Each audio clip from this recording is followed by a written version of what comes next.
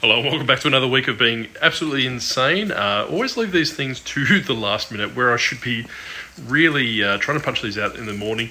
I want to give you a quick update as to what happened with the lava lamp. We're going to talk a little bit about Skylanders and a bit of a lot that I picked up last week.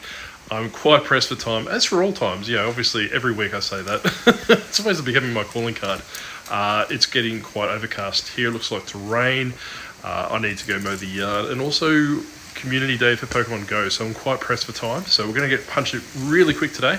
Hopefully you'll be able to see this a little bit later, because I've actually just bought myself a new Mac, which doesn't have a webcam, which is the reason why the podcast hasn't been on. I'm filming this with my mobile. So what I'll do is I'll quickly flick around, we'll get straight into it, and we'll get straight finished. Alright, so last week I may have alluded to that basically I had arranged a pickup for Skylanders.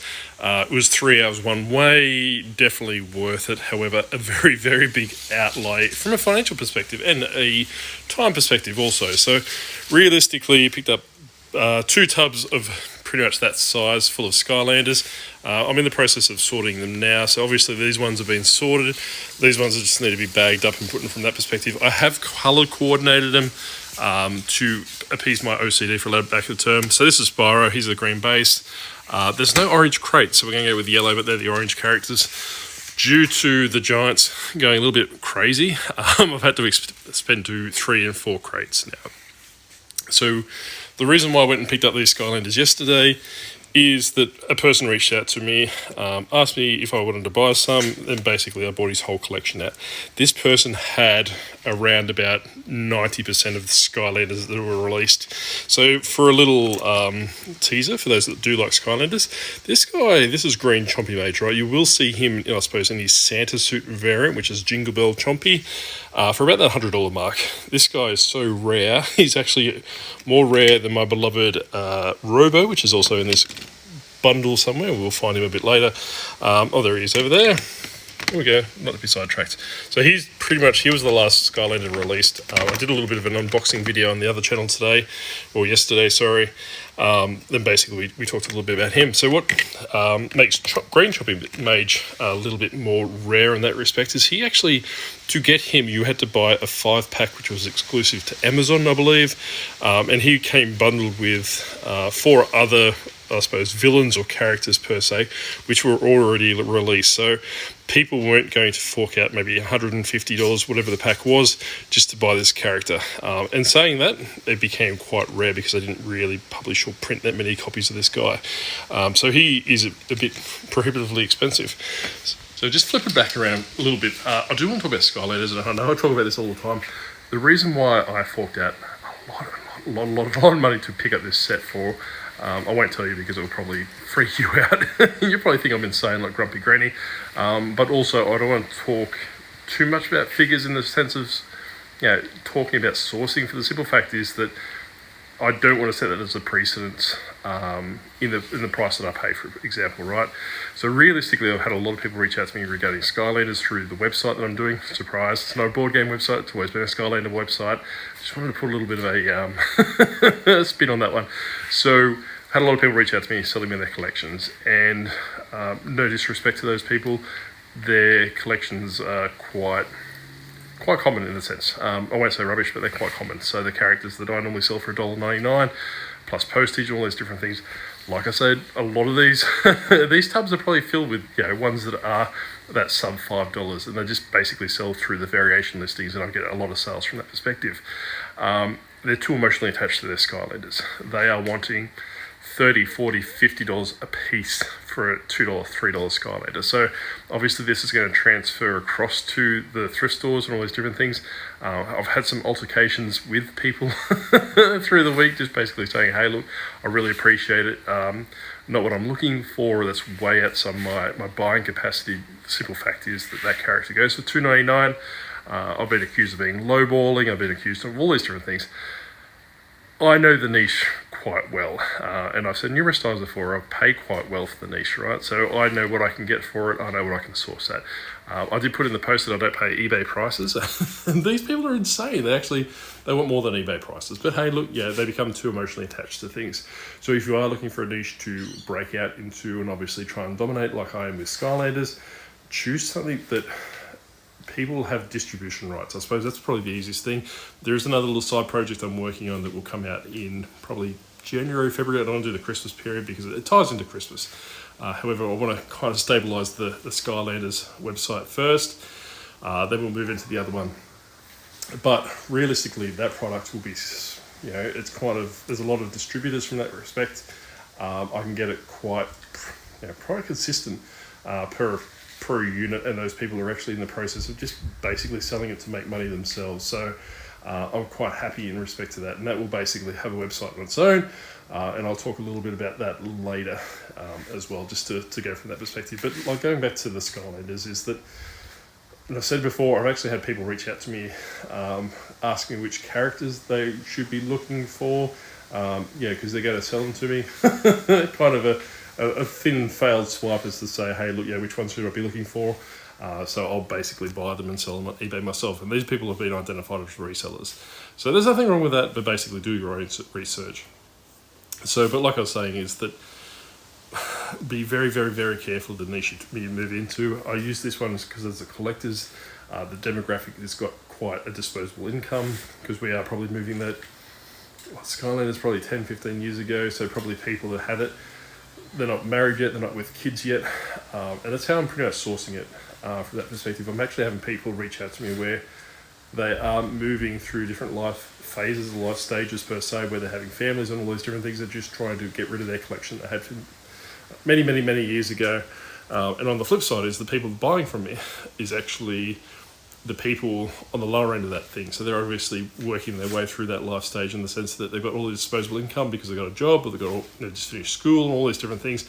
They're trying to build their collection, and they go from that perspective. So works out, get them on the in and get them on the out as well. So looking at it from that perspective. But what it really comes down to is actually knowing your audience, knowing your customer base, all these different things, which is why when I bought these yesterday, I launched straight onto Reddit, dropped some promo photos, absolutely bananas from the sake of my Skylander dealings with them on Reddit. I think the post was upvoted like 300, which is not a huge lot for it. Realistically, that gives you an idea of people are salivating. They've had a few people reach out to me on Reddit asking me to buy Robo. They've been salivating over Green Chompy Mage, which I showed you before. There's also Wildstorm, which is, they're referred to as the big three, those ones. So for what I paid, I think I've said to other people, it's that 6 Skylanders will pay for the lot. So that gives you a bit of an indication. You can work out the math from that perspective. But I did pay high. I drove for 6 hours. However, I needed the stock to launch my website. Had some more people reach out to me with the Chase variants, which is probably going to be doubly expensive again. But that's enough about Skylanders this week. I want to talk about the Lava Lamp Saga. So I did reach out to the person. I think last week we talked about, he just launched a case. It was stolen off his porch. We basically narrowed it down to that the item was delivered on Halloween. So basically the trick-or-treaters walking around the streets, looked like someone obviously picked it up. I don't have a box behind me, but if you look at that box just there, that was probably the size of it in Australia Post packaging. So it was a fairly big box, which would have stuck out from that perspective. So I do feel sorry for that customer. If that's what actually happened, like I said, I did a little bit of research on this guy. He had pretty much squeaky clean feedback from that perspective. So I had no issues in respect to that, or my spider senses weren't tingling per se. So I suppose I relate to him saying, look, like I said last week, you need to speak to UPS, or you need to speak to the postal carrier to find out what happened. I actually sent it through insured and also sent it on signature delivery. So my thing would be to him, which hopefully, I don't think he's going to be watching this, but he did escalate the case to eBay. eBay closed in my favour because it was delivered. Then they gave him no refund. So then he came and had another swipe at me after it. I said to him, look, you need to go speak to UPS or whatever it is. Find out if they just dropped that parcel there, or did they basically have someone sign for it. Because if they dropped it there and I paid for signature and delivery, from my perspective, that covers them to basically pursue it from a financial or an insurance perspective to say, hey, look, what's going on? He paid for signature and delivery. You didn't get a signature. Can I have my $700 Australian, or whatever the equivalent works out to be in the US?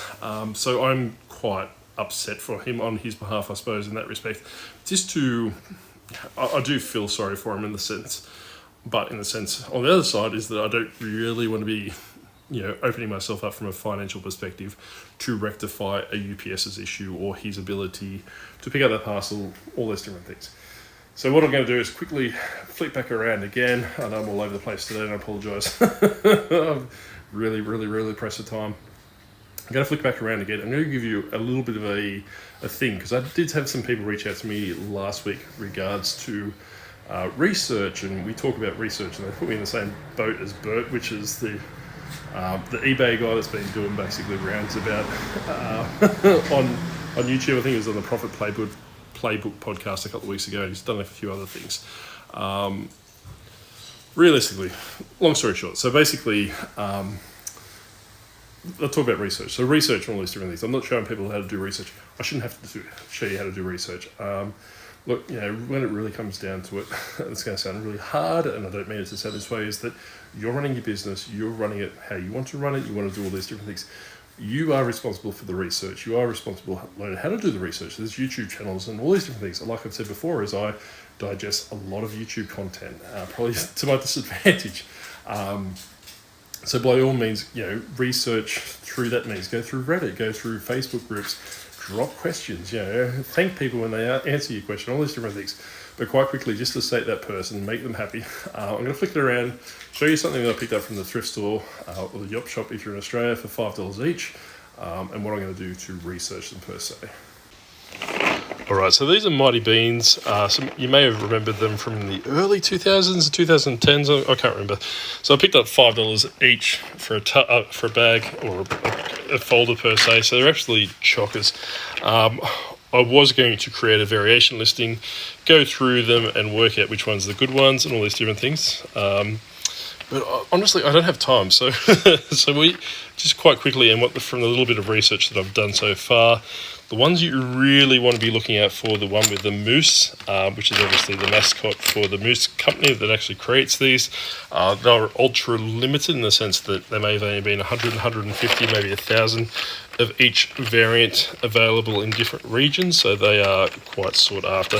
Unfortunately, they're not in here, so it's not too bad. From that perspective. So I don't know enough about these, and I don't get enough of them in to justify a variation listing, right? So the very, very, very limited research that I did is I opened it up and I started noticing these ones. So it's basically like a pizza shape. So I think it's pepperoni, meat lovers pizza, or meat pizza bean, or something like that. So that's the first inclination. Anything that's out of the ordinary in the sense it's like a triangle, there's a fat one down here, they're the ones I would be looking at researching first, just to see what's going on. And this is a really tiny one from this perspective. So these are the ones you'd be looking first. Have a look, obviously, for the ones that are moose. Like I said, that they're all different variants and different types and all these different things. But the reason why I want to show you quite quickly is this one here. So it's a ball bean. I think it's a soccer ball. It's got some stuff on the back. And what I'll do is I'll put a comp on the screen in post-edit. So post-edit, Josh, take care of that for me.